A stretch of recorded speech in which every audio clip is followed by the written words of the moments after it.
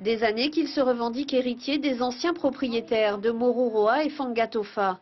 Kevin et sa femme ont rassemblé actes de propriété et historiques de ces terres. Une documentation qu'ils présentent aujourd'hui pour justifier leur demande de réparation. Tout d'abord, nous aimerions bien reconnaître d'abord les droits de propriété de M. Kevin Marot par rapport à sa généalogie. Ce qui viendra après par la suite, c'est vrai qu'il y aura des indemnités à demander. Bon, c'est vrai que tout ce qui s'est passé dernièrement, les questions se posent à qui on doit demander ces indemnités.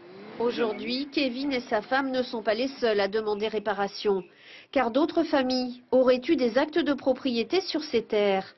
En 1964, l'Assemblée de Polynésie semble en être consciente lorsqu'elle précise dans un rapport qu'il existe à Moruroa et Fangatofa une situation à régulariser sur le plan juridique. Mais la régularisation a-t-elle bien été effectuée?